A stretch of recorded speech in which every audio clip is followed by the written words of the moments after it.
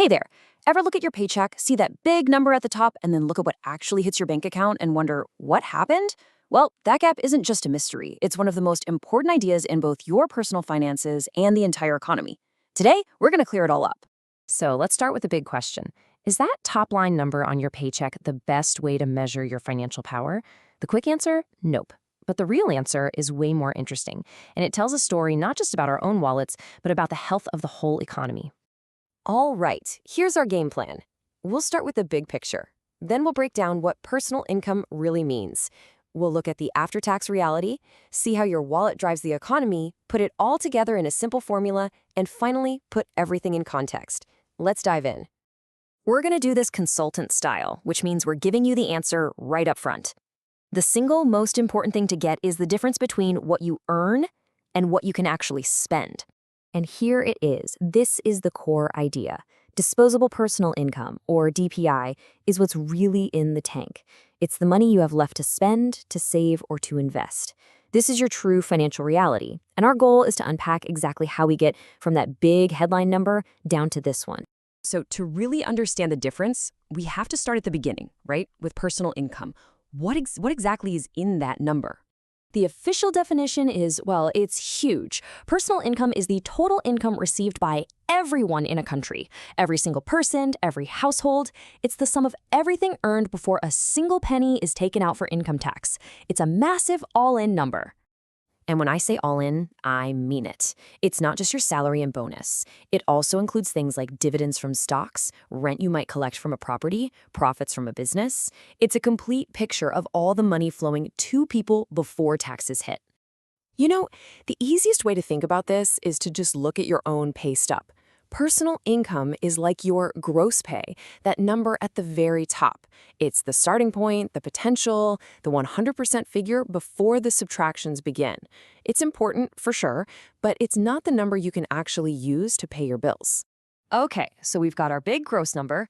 Now we get to the part that changes everything. This is where we go from a broad economic number to something that feels very, very real.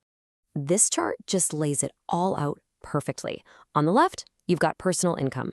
That's the before. It's the total amount you earn, the big picture.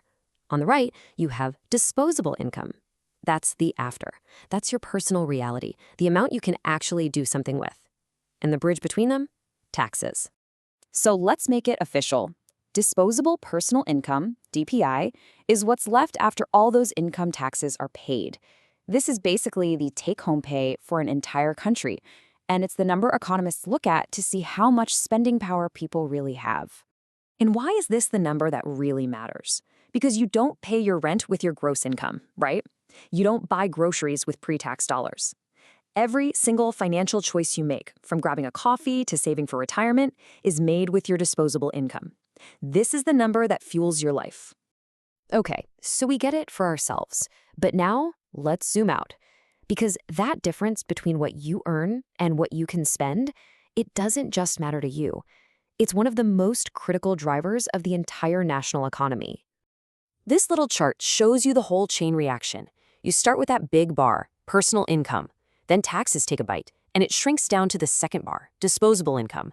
And then a huge chunk of that gets spent, which is the third bar, consumer spending. And that last step, that's what powers businesses, creates jobs, and really drives economic growth. So how do the pros track all this? Well, they use a metric called Personal Consumption Expenditures, or PCE. It's so important that the Federal Reserve actually uses it as its main way to measure inflation. By comparing the growth in disposable income to PCE, they can get a real-time pulse on the economy's health. And this isn't just some academic thing. In the US, the Bureau of Economic Analysis, the BEA, releases this data every single month. And you better believe the Federal Reserve, investors, and big companies are watching it like a hawk to make huge decisions about things like interest rates and hiring that affect every single one of us. Okay, we've looked at this from your wallet's perspective and from 30,000 feet. Now, let's boil it all down to a super simple, easy-to-remember formula. It's really just a simple three-step process.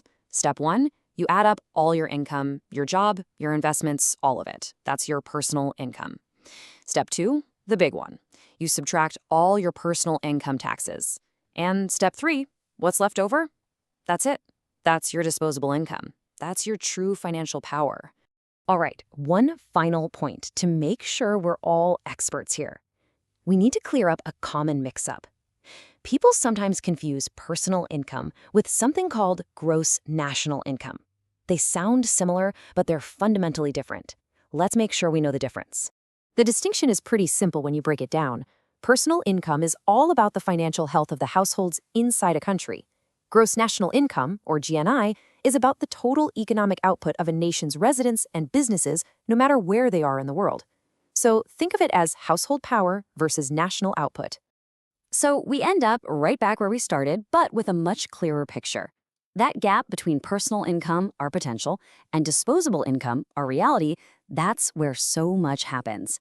It's where economic policy is made and where consumer behavior is born. So next time you hear about tax cuts or stimulus checks, you'll know exactly what they're talking about.